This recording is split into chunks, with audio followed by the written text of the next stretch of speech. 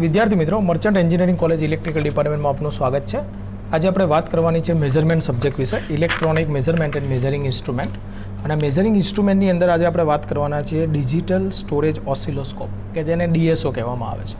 Okay, means કે આપણે જે પણ ડિજિટલ સ્ટોરેજ ઓસિલોસ્કોપ છે, તો જે DSO છે એની વાત આપણે પછી કરીશું. એના પહેલાં જે નોર્મલી એનાલોગ રેકોર્ડર છે, કે જેને આપણે સાદી ભાષામાં એકલા રેકોર્ડર કહીએ છીએ, ઓકે, એની ચર્ચા કરવાની છે. તો આપણે GTUનું ચેપ્ટર 5 છે રેકોર્ડર. ઓકે, તો રેકોર્ડર શેના માટે પહેલાં તો યુઝ થાય છે? તો કે recorder record the electrical signal અથવા તો નોન ઇલેક્ટ્રિકલ કોઈ ક્વોન્ટિટી હોય, ઓકે, કે જે ટાઈમના પ્રમાણે ચેન્જ થતી હોય, તો એને તમે એનો કોઈ ગ્રાફ ડ્રો કરી શકો, કઈ રીતે તમે એને રેકોર્ડ કરી શકો. Recorder are use to make continuous record of the variation of the quantity on the graph paper. Okay, એટલે કે ગ્રાફ પેપર ઉપર એક ગ્રાફ બનશે. ઓકે, એની ચર્ચા કરવાની છે. તો રિક્વાયરમેન્ટ ઓફ રેકોર્ડર શું છે પહેલાં એ સમજી લઈએ અને પછી ગ્રાફ ઉપર જઈએ. એક્સવાય રેકોર્ડર છે, ઘણા બધા રેકોર્ડર છે, એના વિશે ચર્ચા કરશું. જોઈએ તો પહેલાં એની જરૂર શું છે એની ચર્ચા કરીએ. તો પહેલું તો it preserve the detail of the measurement, means કે જે પણ મેઝરમેન્ટ થયું છે એ કોઈ ગ્રાફ પેપરમાં સ્ટોર થશે. ઓકે, બીજું એટલે કે એને સ્ટોર કરી શકાય. Record information provide data for the calculation and the performance of the plant or A machine or anything else which are measurement in use. એટલે કે કોઈ પ્લાન્ટ અથવા મશીન અથવા જેનું પણ મેઝરમેન્ટ આપણું કરવું છે એનું પરફોર્મન્સ આપણે માપી શકીએ. બીજું મિત્રો વાત કરવાની છે, the recorded chart give the corrective measure.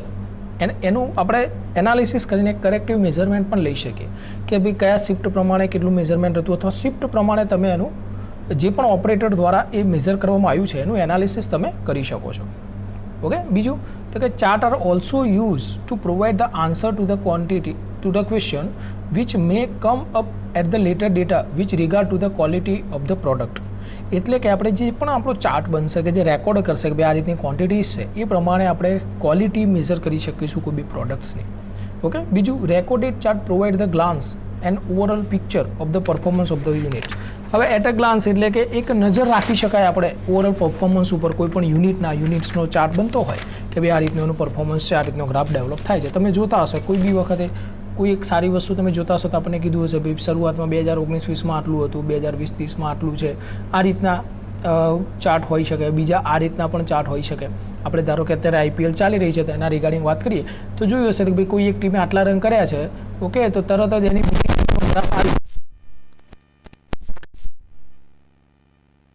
Chart છે એનાથી પરફોર્મન્સની વેલ્યુ ખબર પડે. પ્રોગ્રામ સૌથી વધારે ઇમ્પોર્ટન્ટ જો મારા ધ્યાનમાં કોઈ પોઈન્ટ હોય તો આ છે કે એનાથી તમને prevent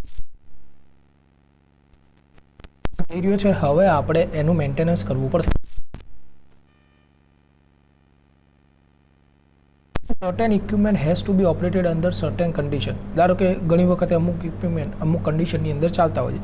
if the recorder is provided by the manufacturers, ધારો કે આપણને ચાર્ટ્સ આપે હોય મેન્યુફેક્ચર કે આ રીતે વર્કિંગ કરશે, તો આપણે જોઈ શકીએ બંનેનું મેઝરમેન્ટ લઈને કે એકચ્યુઅલ કયું આપણું કામ કરે છે મશીન કેવી રીતે, અને અને જે મેન્યુફેક્ચરરે મને કેવો ચાર્ટ્સ આપ્યો હતો, અને મેન્યુફેક્ચરરે મને કેવો ચાર્ટ્સ આપ્યો હતો, તો એ રિગાર્ડિંગ આપણને થોડું આઈડિયા આવી જાય. Sorry for disturb. ઓકે, તો મેન્યુફેક્ચરરે જે ચાર્ટ આપ્યો હોય અને આપણું મશીન કેવી રીતે કામ કરી રહ્યું છે, બંને ચાર્ટનું આપણે કમ્પેર આપણને જે છે એ પ્રોપર કરી શકે નથી કરી રહ્યું કોઈ પણ ઇક્વિપમેન્ટ છે અથવા કોઈ ક્વોન્ટિટી. ઓકે, તો આ વાત થઈ કે આપણે નીડ કેમ છે, આપણે જે રિક્વાયરમેન્ટ શું છે, નીડ શું છે, કે રેકોર્ડર્સ છે એ ઇમ્પોર્ટન્સ છે આપણા માટે. ઓકે, તો ચલો એના વિશે આપણે આગળ વધીએ. તો ડિફરન્ટ ટાઈપ્સ ઓફ રેકોર્ડર હોય છે, તેમાંનો મેઇનલી બે ટાઈપ્સ છે. એક છે એનાલોગ અને એક છે ડિજિટલ. અને એનાલોગની અંદર ઘણા બધા ટાઈપ છે, ડિજિટલની અંદર પણ ઘણા બધા ટાઈપ છે. એનાલોગની અંદર છે એક છે ગ્રાફિક, મેગ્નેટિક અને ઓસિલોગ્રાફિક, એવી રીતના 3 રેકોર્ડર્સ છે.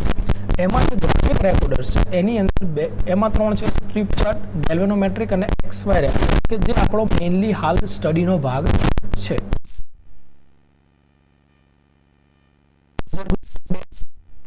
ઝીરો રેકોર્ડર છે અને એક non return to zero recorder છે, પણ અત્યારે આપણે સ્ટડી કરવાના હોતા નથી. ઓકે, મેઇનલી આપણે સ્ટ્રીપ ચાર્ટ રેકોર્ડર કે જે એક્ઝામની અંદર સૌથી વધારે પૂછાતો ક્વેશ્ચન છે અને તમારા MCQ પણ આમાંથી આવી શકે છે. ઓકે, ચલો તો આ વાત થઈ આપણા રેકોર્ડર્સની. Analog recorder, digital recorder. એનાલોગમાં 3 ભાગ છે, ગ્રાફિક, મેગ્નેટિક અને ઓસિલોગ્રાફિક. એમાં પણ ગ્રાફિકના 3 ભાગ છે, સ્ટ્રીપ ચાર્ટ, ગેલ્વેનોમેટ્રિક અને એક્સવાય. ઓકે, અને ડિજિટલમાં 2 છે, RZ અને RZ ની અંદર રિટર્ન ટુ ઝીરો અને non return to zero.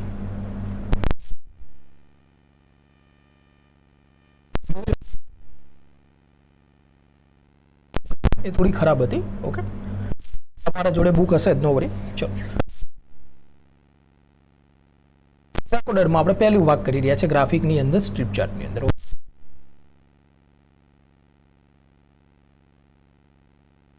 Of the chart paper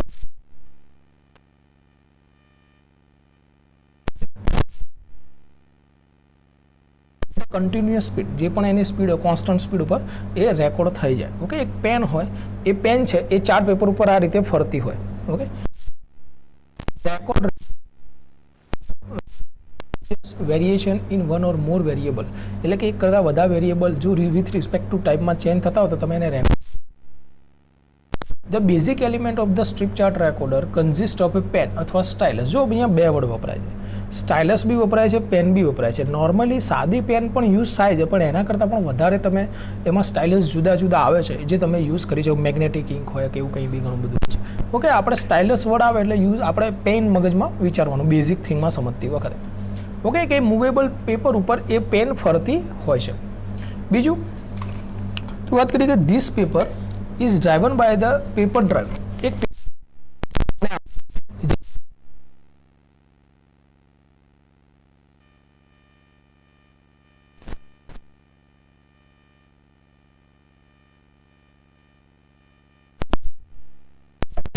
તો તમને ફિગર બતાવું, એમાં આપણને બતાવ્યું છે કે ભાઈ પેપર ડ્રાઈવ સિસ્ટમ છે પી. તો અહીંયા જો એક આખો ગ્રાફ છે.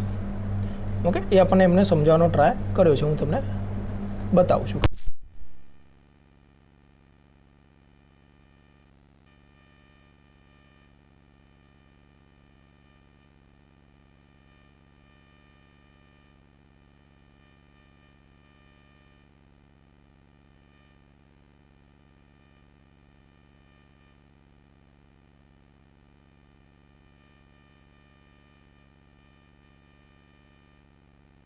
આમાં પણ જો ના હોય તો આ જે છે, ઓકે, એન્ટર કરેલું છે લાગે છે, એ ચાર્ટ સ્પીડ સિલેક્ટ, કે એની ચાર્ટની સ્પીડ કેટલી રાખવી, જે ચાર્ટ પેપર ફરે છે તેની સ્પીડ કેટલી, ફટાફટ ફેવરી નાખવાનું છે કે ધીમે ધીમે.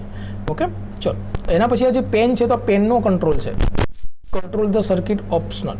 ઓકે, કે જેને કહેવાય આપણે પેન ડ્રાઈવ સિસ્ટમ, જે પેનને અથવા સ્ટાઇલસને ડ્રાઈવ કરી રહ્યું છે.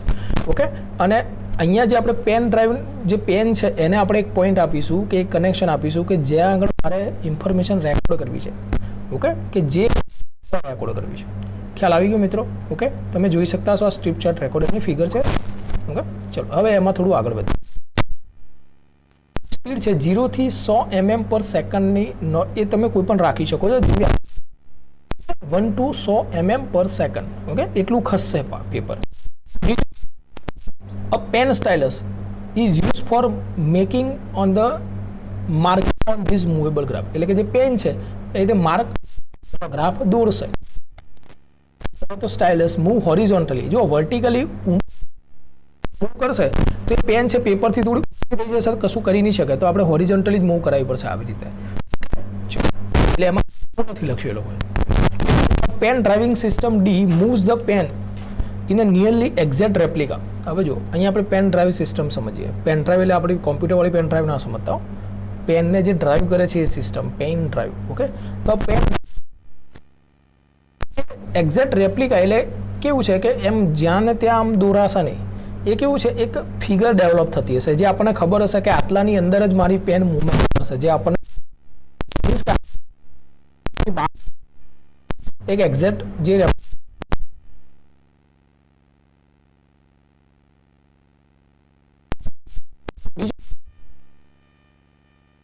સિલેક્ટર ક્યાં છે, આર રેન્જ સિલેક્ટર.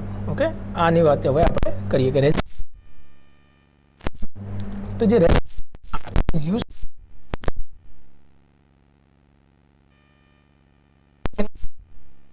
એક એક્સેપ્ટેબલ લેવલની અંદર રાખવાની, જેથી આપણો graph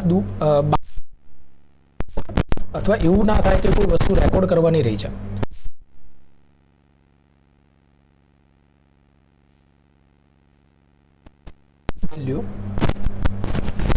Quantity being recorded can be measured directly on calibrated.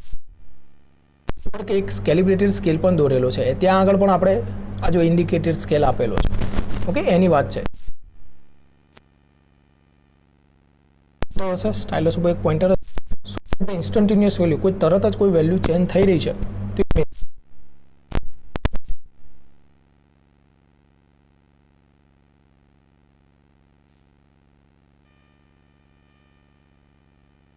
તો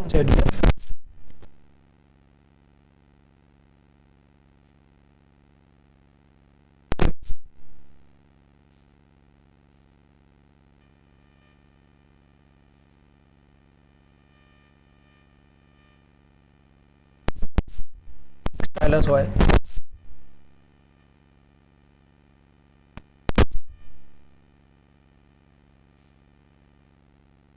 ગ્રાફ રિપ્રેઝન્ટેશન, ટાઈપ્સ લિનિયર હોય છે. હવે એમાં કર્વી લિનિયર એટલે શું કે જે ગોળ ગોળ આમ તમે નોર્મલી જુઓ તો તમને ખાલી એમ સિમ્પલ બતાવું તો એને સ્ટ્રેટ આ રીતે, તો એને રેક્ટિલિનિયર કહેવાય. આ રીતના બે ગ્રાફ તમે ડેવલપ કરી શકો છો. એડવાન્ટેજ ડિસએડવાન્ટેજની વાત એકવાર ખાલી વાત કરી લઈએ તો એડવાન્ટેજ શું છે કે rate of the movement of the chart can be easily change. ધારો કે જે રેટ ઓફ ચેન્જ મુવમેન્ટ છે એ તમે ઇઝીલી ચેન્જીસ કરી શકો છો અથવા એ આપણા કંટ્રોલમાં હોય છે. બીજું, data conversion is easier when rectangular use. હવે જે રેકોર્ડ તમે કર્યો એ ચાર્ટ દોરાઈ તો ગયો ચલો આ રીતે, પણ એના ડેટા કેવી રીતે પાછા કલેક્ટ કરવાના ન્યુમેરિકલી, તો ઇઝીલી આની અંદર થઈ જાય છે. બીજું, this recorder require the use of the servo mechanism. Mainly કોઈ બી આપણું જે પેપર ફરી રહ્યું છે, ઓકે, જે ચાર્ટ પેપર એ સર્વો મિકેનિઝમ જ યુઝ થાય છે. ઓકે. બીજું, પોઇન્ટર માટે પણ આપણે સર્વો મિકેનિઝમ જ યુઝ કરીએ છીએ કે there are more than adequate power is available. બહુ વધારે પાવરની જરૂર પડે છે. And there being a real limitation on the weight of the pen. જે પેનનું વેઇટ છે એ લિમિટેશન છે, વધારે વજનવાળી ના કરી શકાય. Pressure between the pen and paper or length of the pointer. હવે ધારો કે પેન છે એનો જે પેપર ઉપર જે વેઇટ છે એકદમ એક્ઝેક્ટલી હોવું જોઈએ. તમે વિચારો થોડું પણ ઊંચું થઈ જશે તો પછી એ પોઈન્ટ નહીં કરી શકે. બીજું, relatively large amount of paper can be inserted at one time in the form of the nail. એક આખું આવી રીતે વાળેલું હોય છે રોલ, અને એની અંદર પેપરને વાળી દેવાનું, પછી પેપર ધીમે ધીમે ચાલે જાય. જે રીતે આપણે